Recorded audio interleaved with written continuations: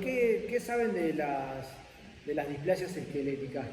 ¿Qué se les viene, qué es lo primero que se les viene a la cabeza cuando yo digo displasias esqueléticas? Síndromes, malformación esquelética, retraso en el crecimiento, genéticos. ¿Qué más? Condroplasia. Muy bien. Ahí está el que más arrimó el bochín con una sola palabra. La condroplasia es una displasia esquelética. ¿Conocen otra displasia esquelética? ¿Cómo? La polidactilia no necesariamente entra dentro de una displasia esquelética. Sí es un ejemplo de un hallazgo en la constelación de las displasias esqueléticas que un paciente con una displasia esquelética puede tener. Muy bien, hay algún ejemplo por ahí de un chico con una polidactilia. ¿Qué más? Pivot, no. Después vamos a ver por qué no. ¿Algo más? Nada más. Bueno, son trastornos raros. Eso es lo primero que tenemos que saber, que no es algo frecuente. Que yo se los doy porque entran dentro del programa, pero probablemente no vean demasiados. El promedio más o menos es 1 en 5.000. ¿Cuánto era la displasia acetabular? O la displasia luxante de cadera. 1 en 1000, muy bien, sí, 1 en 1000.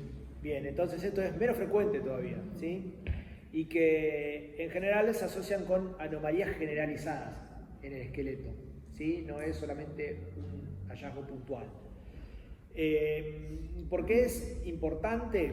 Porque van a generar morbilidad a lo largo del crecimiento del niño, porque en general afectan al crecimiento óseo y eso hace que hasta que no se cierren los cartílagos de crecimiento, las deformidades que generan las displasias esqueléticas sean progresivas. Entonces, si uno detecta ya esa displasia esquelética, por más que lamentablemente no hay mucho para hacer, pero cuando uno detecta la displasia esquelética en edades tempranas de la vida, tiene que saber que a medida que el chico vaya creciendo, eso lamentablemente va a ir empeorando. Y la mayoría son de origen genético, y como vamos a ver, hay aproximadamente unas 1000 displasias esqueléticas en donde se reconocen genes que están directamente implicados con el desarrollo de esa deformidad, y son genes que codifican para proteínas que van a actuar directamente en las zonas de crecimiento, en el cartílago de crecimiento.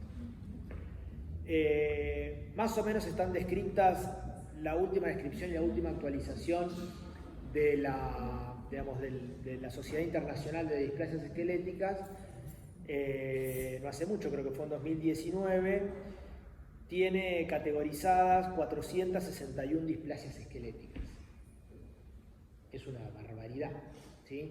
Y que en general están bien caracterizadas de acuerdo a hallazgos clínicos, radiológicos y moleculares, como hablábamos hace un ratito, en donde encuadran para ponerle un nombre y apellido a esa displasia esquelética.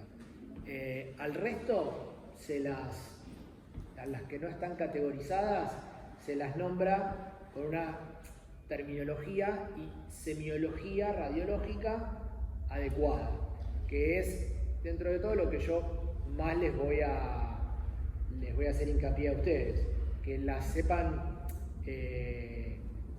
enunciar, que la sepan definir, no que les pongan un nombre y apellido, porque si no tienen que ir a estudiar 461 displasias esqueléticas y no es mi intención, porque yo tampoco las conozco. Entonces ahí tienen algunos de los nombres. En general, las displasias esqueléticas, las que están bien categorizadas, que son 460 y pico, están inclusive, como vamos a ver en lo que sigue de la clase, están como agrupadas en más o menos 42 categorías, de acuerdo a cuáles son los huesos implicados o cuáles son las regiones de los huesos implicados. A ver, esto es bastante sentido común, digamos, aquellas displasias esqueléticas que se sospechan en forma precoz o en forma prenatal, en general son las que van a tener un compromiso más severo, y hay una cuarta parte que pueden ser o son letales, ¿sí? ¿Qué le ven a ese chico en esa radiografía de niño entero? ¿Qué les parece? ¿Qué tiene? De a uno y fuerte, porque si no yo escucho, decía, después de los 40 vieron que como aparece la presbicia, después de los 40 aparece la presbiacusia. Yo no sé si ya lo hablé, porque también los trastornos de memoria también aparecen, pero justamente lo que pasa es que yo les hago una pregunta y escucho. Entonces no sé si alguno respondió o... ¿Qué le ven? Acondroplasia, dijo el doctor. ¿Por qué? ¿Por qué es cabezoncito?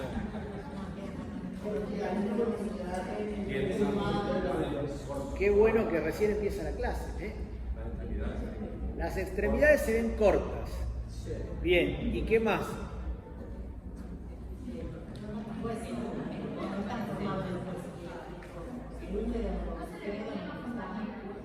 ¿Cómo, doctora? No se ve bien la fontanela, igual no es, o sea, la placa no es ideal para ver el cráneo y toda su composición. Parece medio cabezoncito, como dijeron por ahí, y hay algo bastante más llamativo que alguien dijo por ahí, que los miembros son cortos, doctor. También hay deformidad. Exacto, también hay deformidad, no solamente son cortos. Los miembros superiores son extremadamente cortos. Y los inferiores también, pero están arqueados, tal cual, ¿sí? Están arqueados. Entonces, alguien dijo acondroplasia. En la acondroplasia no suelen estar tan arqueados, ¿sí? El tórax, ¿qué les parece? Las costillas son re cortitas, las costillas, ¿sí? Bueno, en este caso, este chico tiene, es una displasia tanatofórica. Las displasias tanatofóricas son prácticamente incompatibles con la vida. Por suerte son poco frecuentes, pero hay otras que son menos frecuentes. Y esas son las que tienen ahí algunos ejemplos de displasias letales, que esas seguramente no vayan a ver, ¿sí? En su consultorio o en su práctica diaria. Yo me los imagino cuando sean grandes y estén en algún sanatorio o en algún consultorio afuera, porque la mayoría de ustedes no son de acá y en algún momento probablemente vuelvan a sus lugares y se van a acordar del doctor Ludman y a mí me va a llenar de regocijos. No sé si voy a llorar. Entonces, ¿qué es lo que, digamos, como signos sugerentes de formas graves de displasias esqueléticas, los que ven ahí, ¿sí? La micromelia severa, como en el caso de este chico. Después les voy a hacer un chiste de mal gusto antes de que nos vayamos. ¿Lo conocen ese de que andaba en patineta en Retiro? Después se fue. El polidramio severo, el hidrops fetal y las alteraciones en la desproporción entre lo que es la circunferencia del tórax y la circunferencia del tórax respecto de la circunferencia abdominal. Cuando la circunferencia del tórax es mucho más chica que la circunferencia abdominal, nos habla de hipoplasia de la caja torácica, y si hay hipoplasia de la caja torácica hay hipoplasia pulmonar. Y eso también es bastante incompatible con la vida y es lo que nos va a llevar, digamos, a que sean letales. A ver, ¿qué les parece a ustedes? ¿Cuál es la presentación clínica más frecuente que lleva al niñe, en lenguaje inclusivo, a la consulta?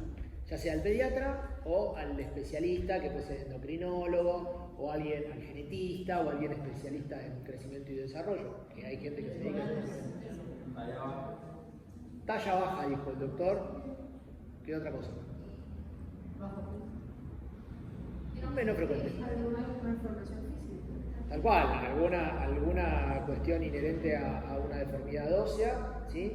O fundamentalmente, como dijo el doctor, la baja talla. La baja talla es, les diría, el primer motivo de consulta a un genetista porque la madre está preocupada. Y baja talla se define como una talla por debajo del percentilo 3 o 2 desvíos estándar por debajo de la referencia para la edad en las curvas de crecimiento.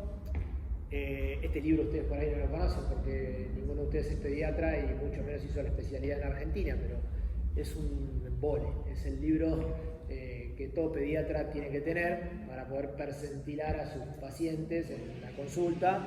Son las curvas que se hicieron, esto se hizo en el año 80 y pico, después se fue reversionando, pero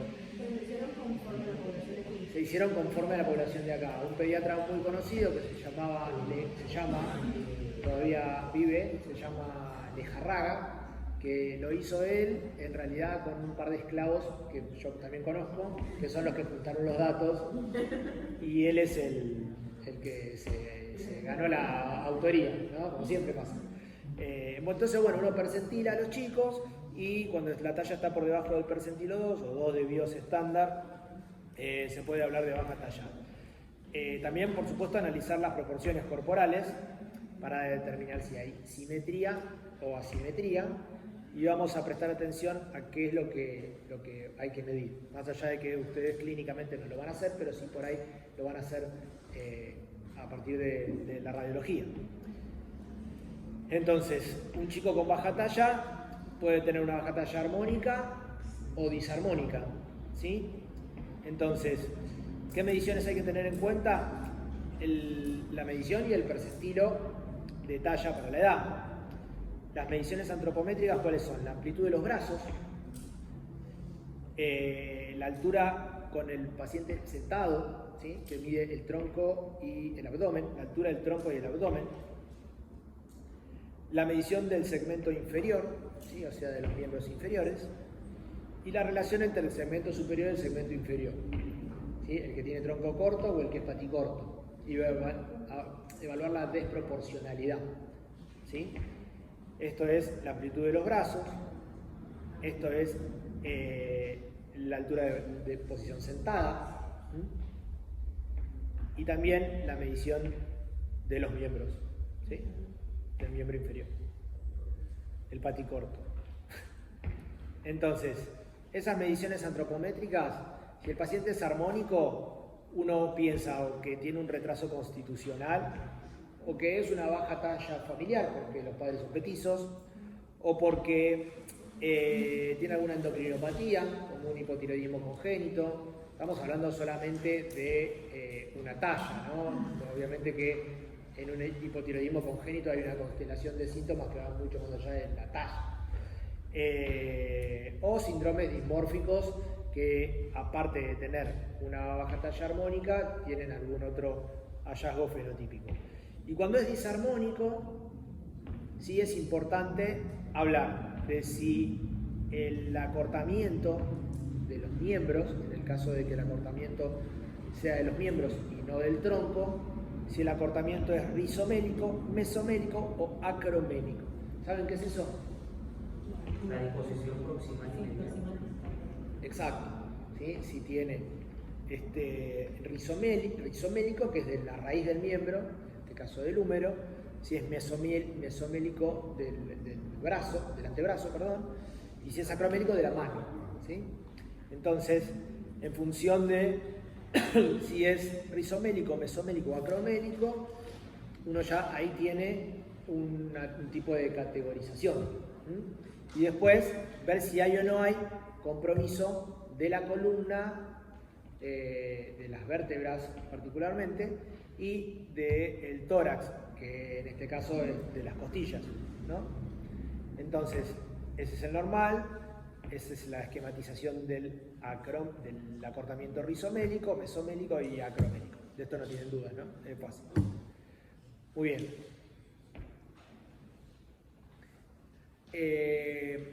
Bueno, nada, lo que les decía, evaluar la presencia de malformaciones asociadas, si es solamente acortamiento de los miembros, o si hay acortamiento del tronco, o si aparte se asocian otras malformaciones que pueda encuadrarlo dentro de un síndrome genético en particular. Fundamentalmente cardíacas, oculares, faneras. ¿Saben lo que son las faneras? Porque uno dice, claro, piel y faneras. Sí. Bien, pelo, uñas, todos los anexos cutáneos, exactamente. Y el desarrollo psicomotor, si tiene retraso en la adquisición de pautas neuromadurativas acordes a la edad. Y en cuanto a las alteraciones de los órganos internos, más allá del cardíaco, las alteraciones renales. Y esto es importante, por eso es que uno lo trae al programa de radiología pediátrica, que muchas veces con la adecuada observación de las radiografías de estos chicos uno puede ponerle un nombre y apellido y hacer un diagnóstico, más allá de que después haya que confirmarlo con un genético o un molecular. Entonces, dijimos que si es armónica, es importante la radiografía de la mano y la muñeca para la edad ósea. ¿Cómo se debe pedir?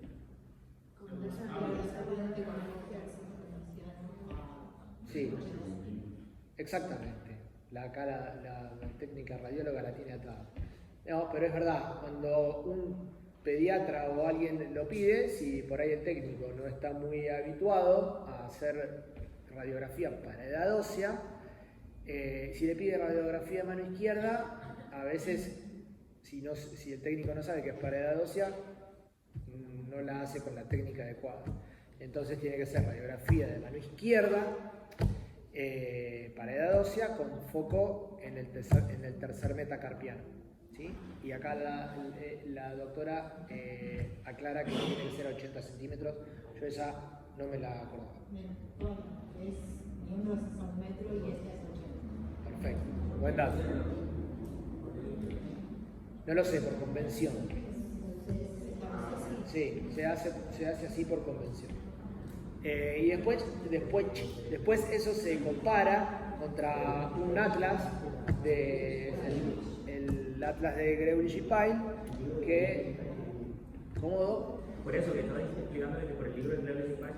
Claro, el libro de Greulich-Pyle tiene todas manos izquierdas, pero sí, se compara contra ese atlas y el médico radiólogo lo informa. Y cuando es... cayó algo. Debe haber sonado y bailó y se cayó. Cuando es disarmónico, entonces son importantes esas radiografías. ¿Sí? La de cráneo, de frente y de perfil, la columna total de frente y perfil, las extremidades ambas, ¿sí? En principio de frente, las manos de frente y la extremidad inferior, ambas también de frente. Bueno, lo de las dosis de radiación ya lo saben. Entonces, lo primero es evaluar la disproporcionalidad corporal. Si tiene el tronco corto, si tiene el abdomen corto, si es a expensas del tórax o es a expensas del tórax y el abdomen, cómo están los miembros, y evaluar la osificación. Ustedes en general cuando miran un hueso, ¿qué miran? ¿Qué se debe mirar cuando uno mira un hueso largo? Bien, antes, ¿qué es lo primero que mira?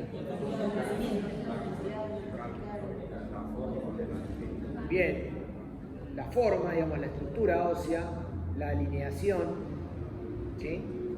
¿Y qué otra cosa? La medida, a ver si está corto. Y después, esto que decían, la cortical, la medular, la epífisis, la metáfisis y la diáfisis. ¿Sí? Y cada una de ellas tiene una característica particular y sobre todo en los niños en distintas etapas de la vida.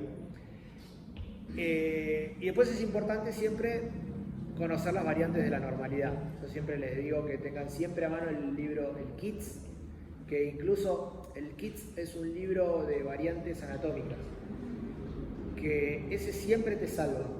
porque cuando no sabes qué es lo que estás viendo, va a haber una variante anatómica que en el KITS va a estar como normal.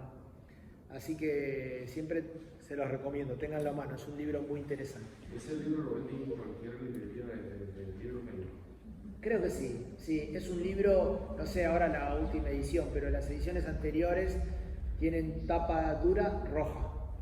Y desabastecimiento bárbaro ¿De libros? Claro, por la culpa del dólar que siempre... Sí, tal cual.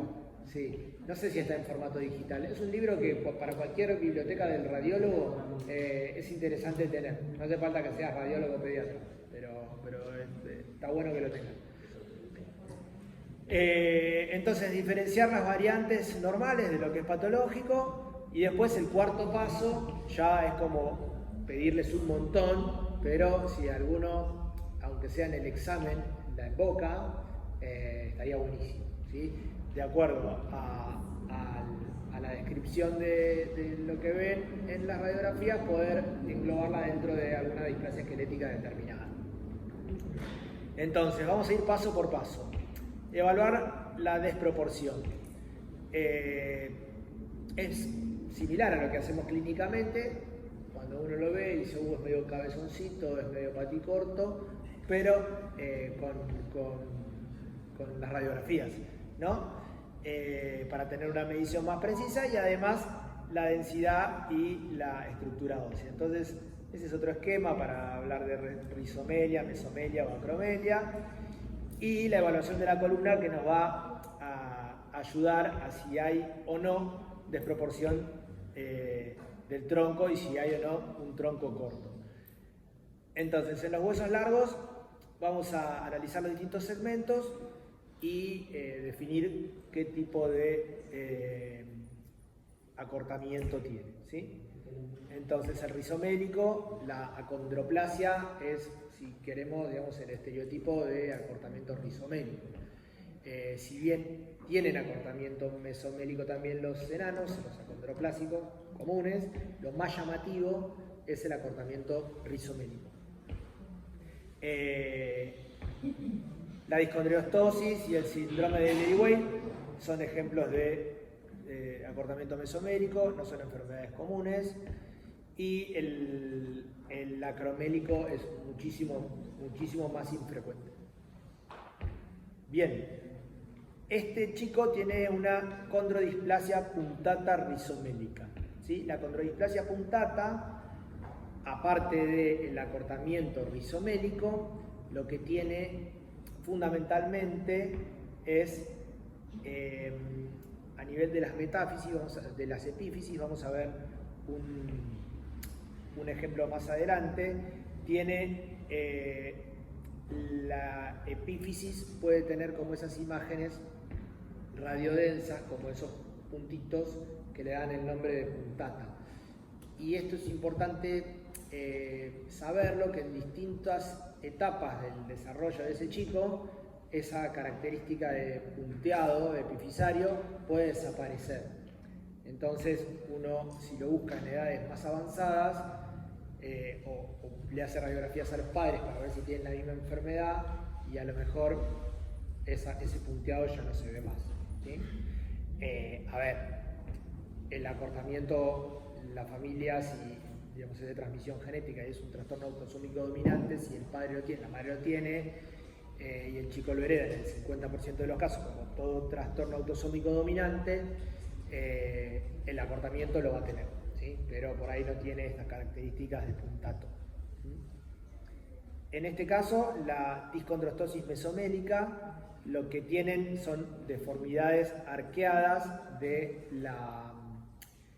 el cúbito y el radio, y tienen esa deformidad que se llama deformidad de Madelung, ¿sí? La deformidad de Madelung tiene estas características, que es como, hay como una B corta acá, muy pronunciada, y hay una subluxación de la muñeca.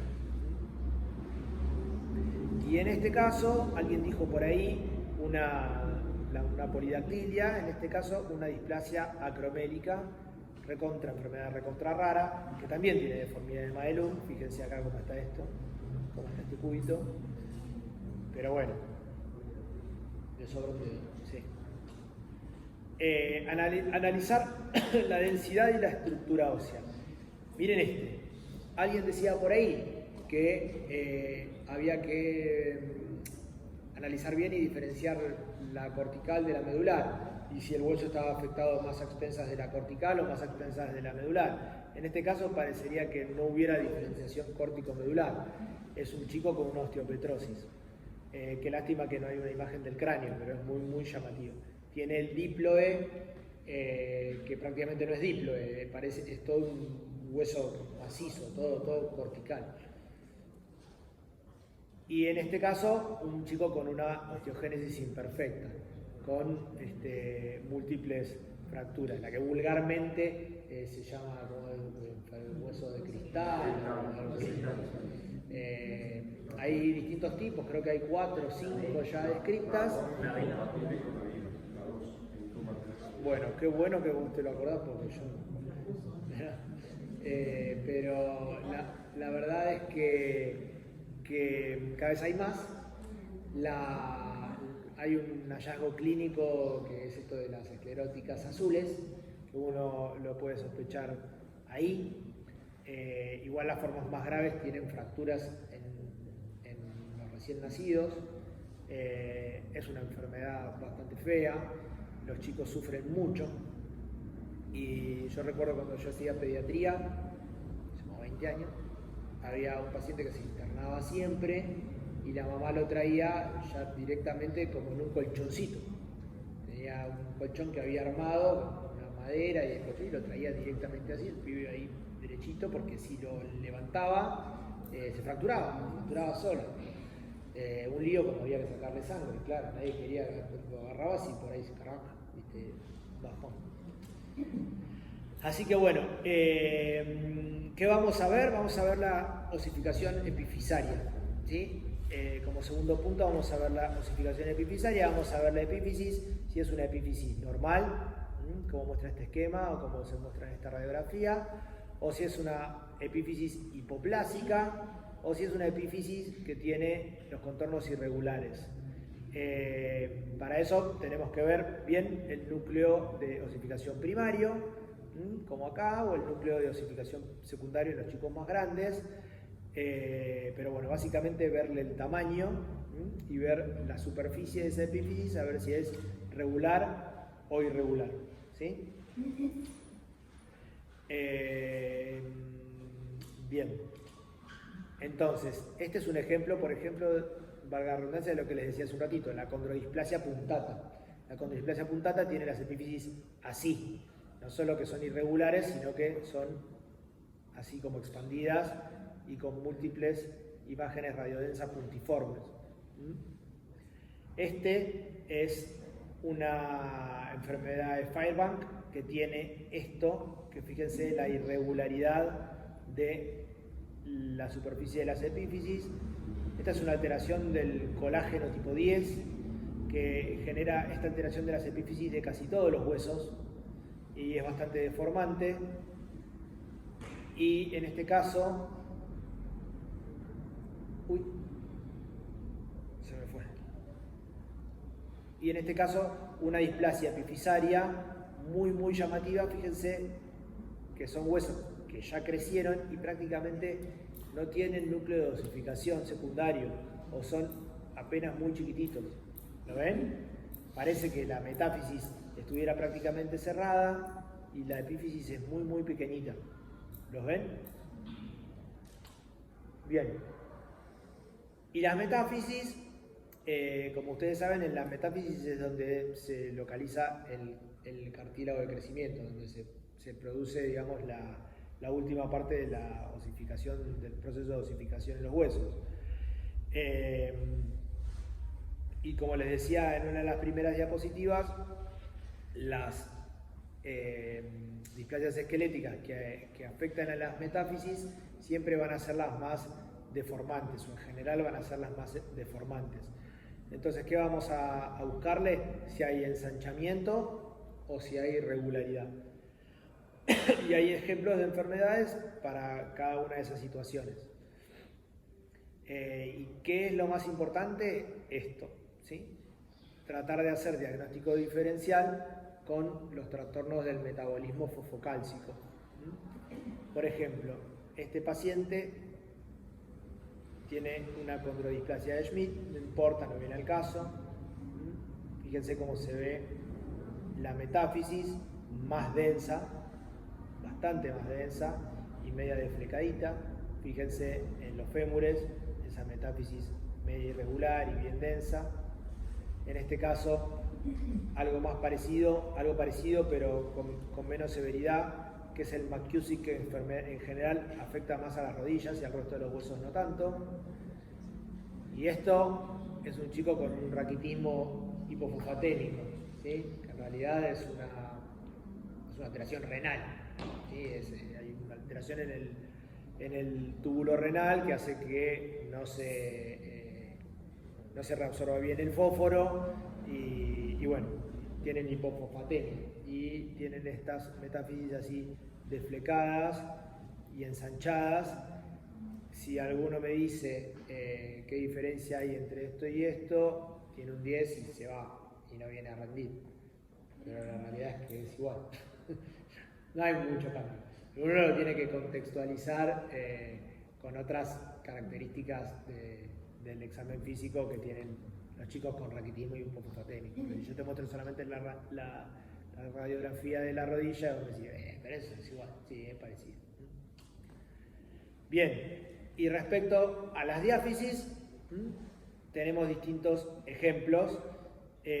Chicos con mucopolisacaridosis tienen ensanchamiento diafisario. Es importante el ensanchamiento diafisario, definirlo si es a expensas de la medular, si es a expensas de la medular y de la cortical. La mucopolisacaridosis, también está el Hunter, el Harler, el Morquio, hay distintos ejemplos de mucopolisacaridosis.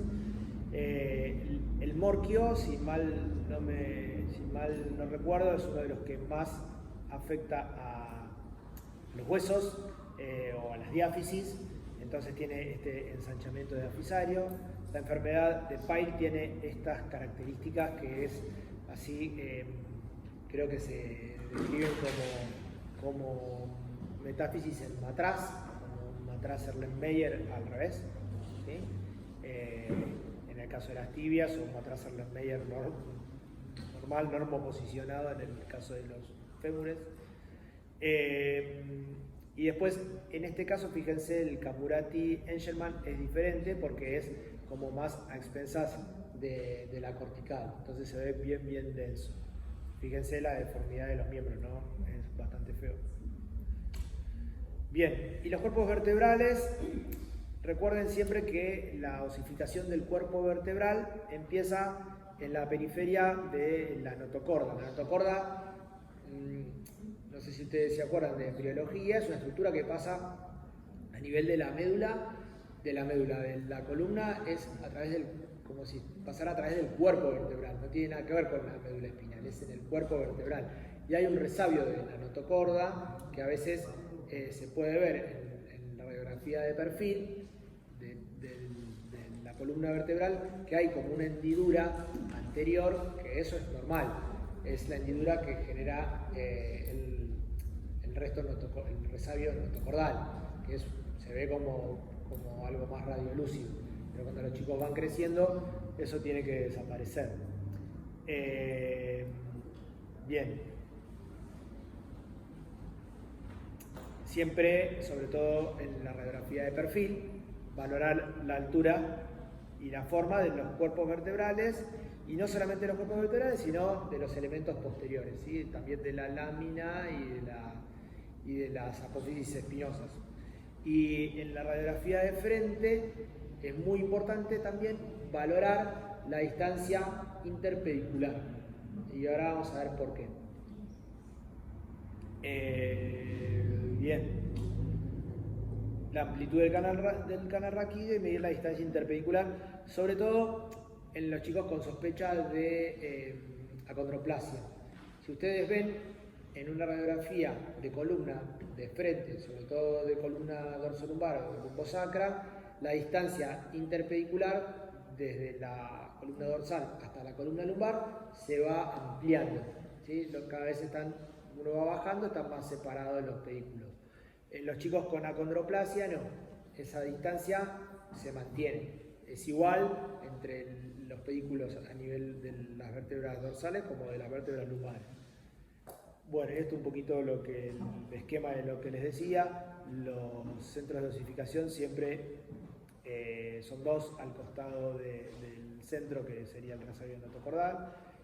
Y después, bueno, esto es esquemático, ¿no? En la placa de perfil, ver si la altura de los cuerpos vertebrales es normal, si hay platiespondilia y si los contornos están regulares o irregulares.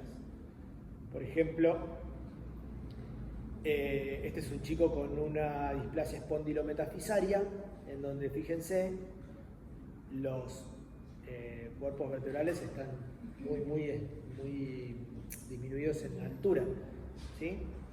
O en este otro, ¿sí? Que es una condrodisplasia puntata, como los que veíamos antes, fíjense la forma así como pico que tienen los cuerpos vertebrales en su porción anterior. ¿Lo notan eso? Acá adelante, qué lástima que... Ahí está. ¿Ven? Uy, se pudrió todo. Bien. Bueno, eso. ¿Ven? Hay como... Están como si fueran hendidos y tienen esta puntita delante. Eso es bien de la condrodisplasia puntata, y en este caso se ve, también en este, también se ve la epífisis femoral, que no es normal, ¿no? ¿Qué otra cosa les quería decir? Esto, a veces la displasia espondilometafisaria puede tener este aumento de la lordosis lumbar, ¿sí? Que en realidad no existe, de cifosis lumbar. En realidad vieron que a nivel lumbar en general lo normal es que haya una lordosis, y en este caso fíjense cómo se ve como una incurvación más cifótica, ¿sí? Eso es bien de la displasia espondilometafisaria e incluso de algunas mucopolisacaridosis, como, si mal no recuerdo, el Harler. A ver, y esto es lo que les decía hoy, hace un ratito, que es el estrechamiento de la distancia interpedicular en un chico con acondroplasia. Le llama, como vamos a verlo ahora también, pero ¿le llama la atención algo de esta placa también? Aparte de la distancia interpedicular reducida. La simetría de ¿Te parece que tiene asimetría? ¿Qué te parece de la pelvis menor? Ajá, está chiquita, muy bien. ¿Y qué más está chiquito? Las alas ilíacas, ¿ven? Que son chiquitas, medias cuadradas. Y alguien dijo algo de los acetábulos. Sí, los acetábulos suelen estar bastante bien aplanados, ¿sí? Suelen ser bastante horizontales. La disposición horizontal de los acetábulos, y están aplanados los acetábulos, y acá no lo vemos, pero en general tienen coxa valga, ¿sí? Los acondroplásicos tienen coxa valga. Vamos a verlo más adelante. Bueno, nada, diferenciación siempre de variantes normales, como les decía antes. Lo que les decía, examinar cada porción y cada estructura ósea. Y siempre que uno encuentre hallazgos patognomónicos, es más fácil porque uno le puede poner el sello, ¿sí? Y cuando no sabes qué hacer, llama a alguien que sepa. O mandarle las placas a alguien que sepa, o fíjate en el registro de displasias esqueléticas que te van a ayudar.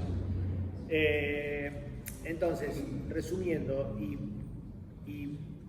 digamos, estas como por ahí diapositivas que uno quiere que recuerden bien.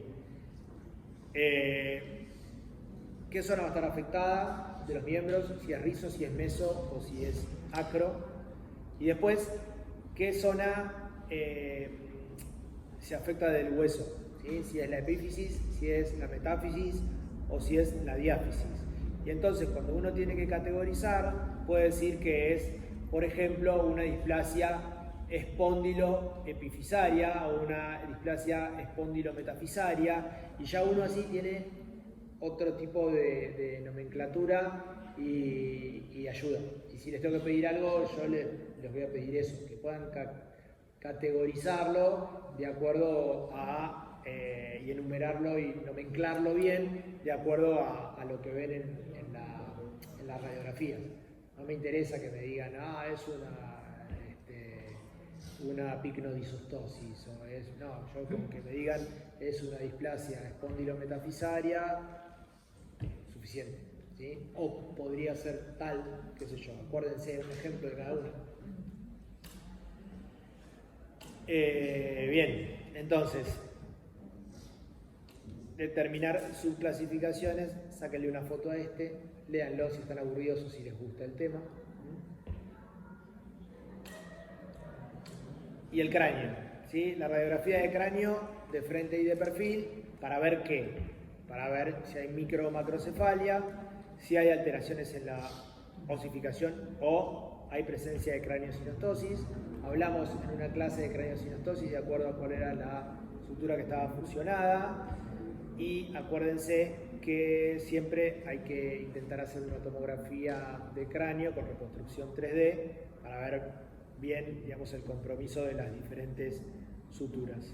Acuérdense que esta es una buena dosis de radiación, no más que eso, con eso alcanza para una buena reconstrucción 3D. ¿Cuánto es 0,4 milisievert en placas de tórax? Más o menos. ¿Cuántas placas de tórax son 0,4 milisievert? Porque uno por ahí dice, che, tengo que hacer una tomografía de cráneo. Más o menos. Recuerden, ¿sí?, pegarle una mirada a eso, porque parece una boludez, pero es súper importante, porque el día de mañana lo llaman para ver, digamos, si un tomógrafo funciona bien. Ustedes no son ingenieros, ¿sí? Pero por ahí el técnico te dice, che, ¿me decís el resumen de dosis? Y te dice, le pasamos, no sé, le da un DLP de tanto, o no sé, está bien ducho y te dice, bueno, me da, no sé, el resumen de dosis que, no sé, le hicimos 120 milisievert, ¿no? Y ustedes dicen, ¿será mucho? ¿Será poco? ¿Sí? Acá la doctora me está sacando cuentas, está muy bien.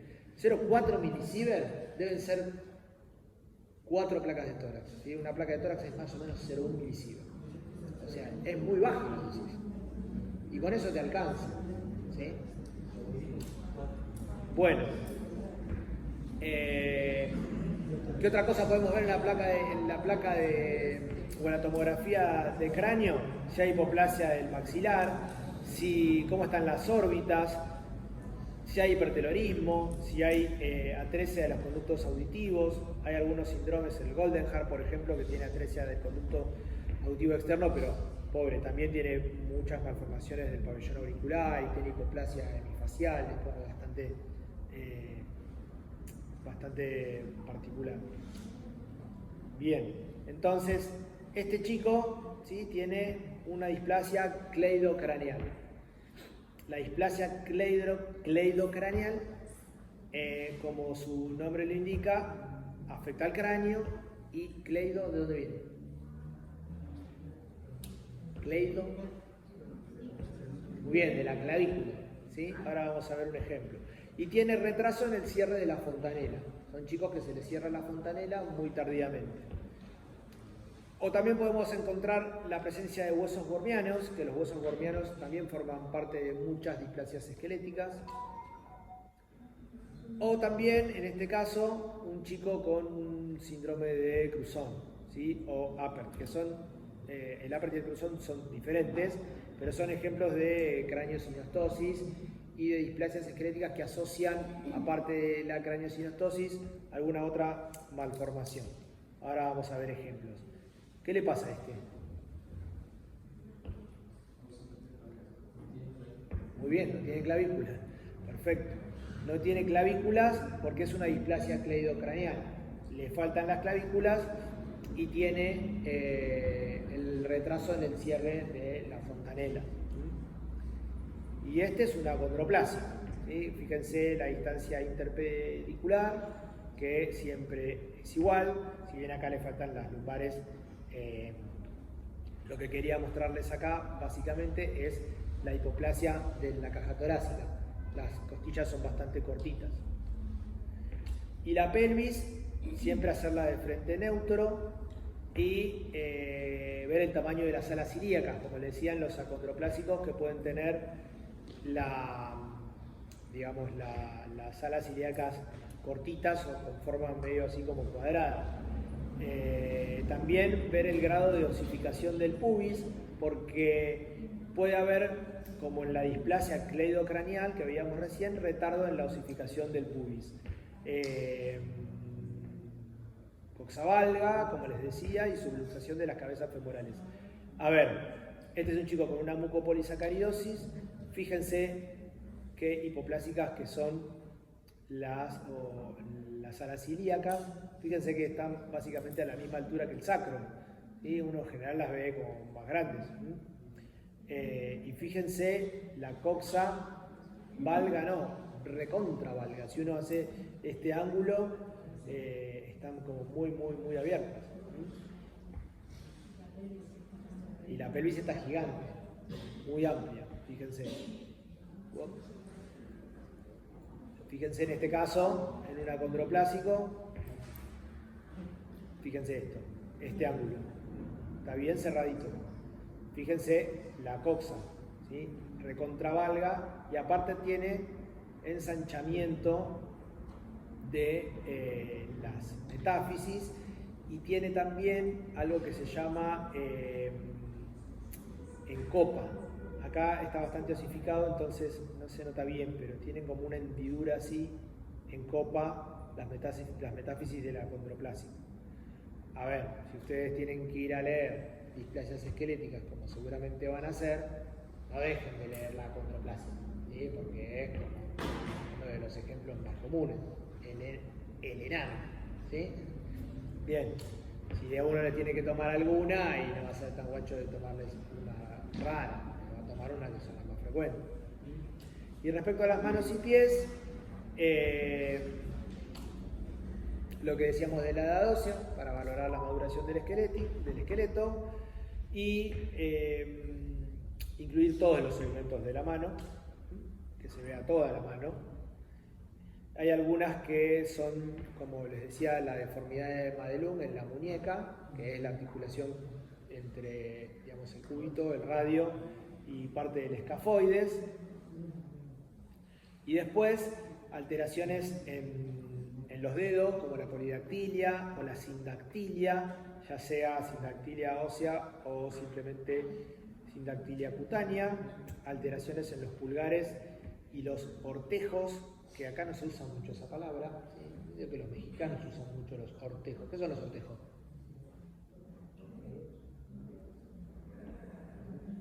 Los dedos, pero en general se usa más para los dedos de los pies, sobre todo para el anus.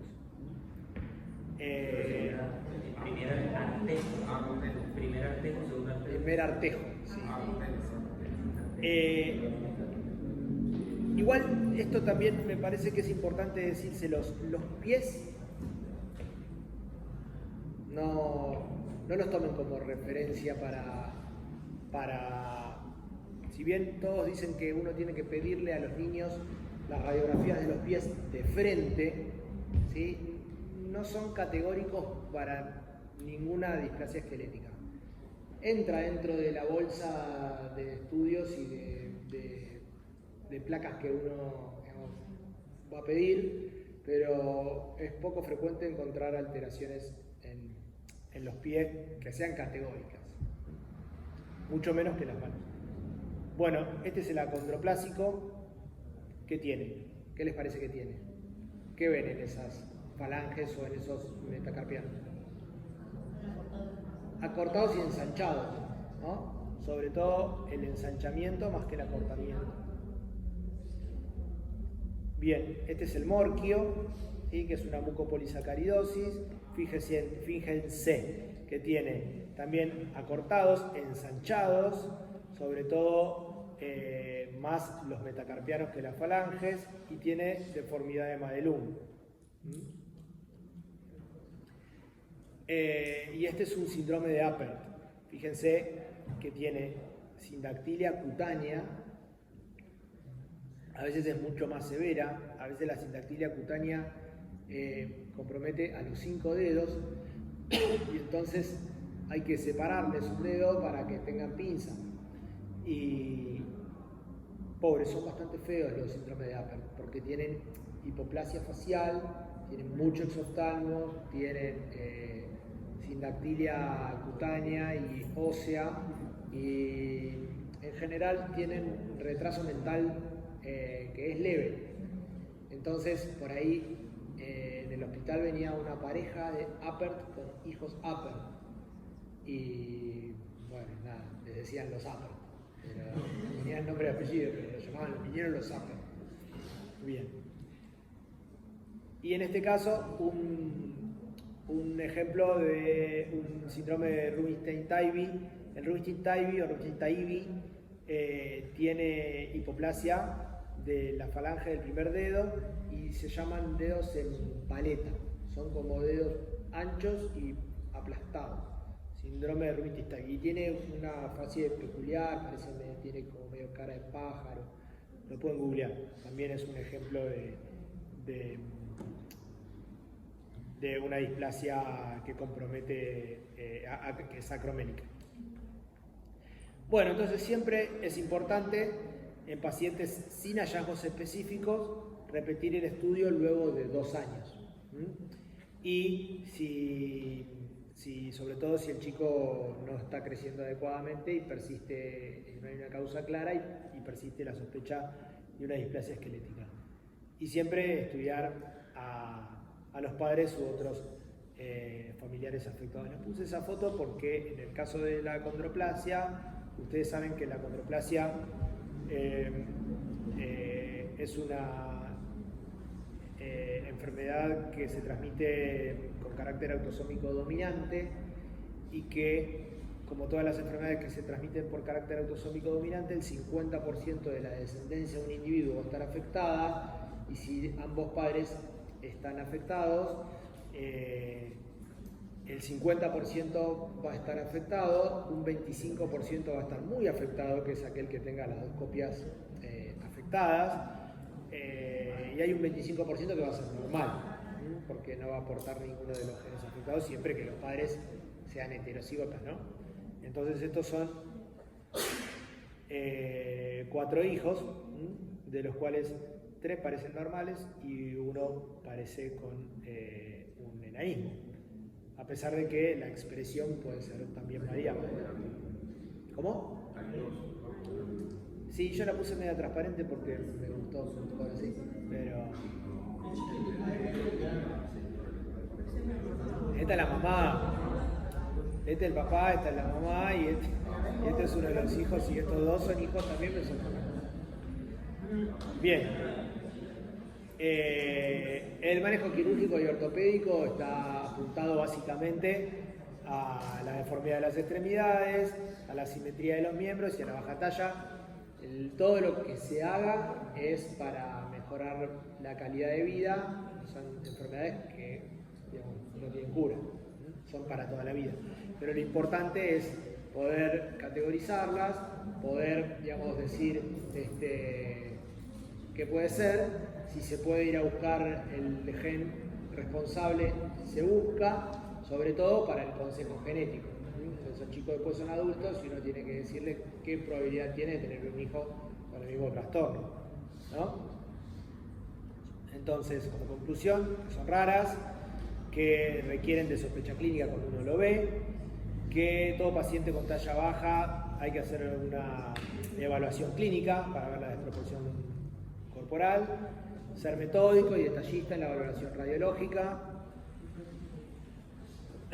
Y bueno, y lo que les decía recién, de si uno la puede enmarcar y ver, digamos, un diagnóstico de certeza, buscar el gen y dar un buen consejo genético al paciente.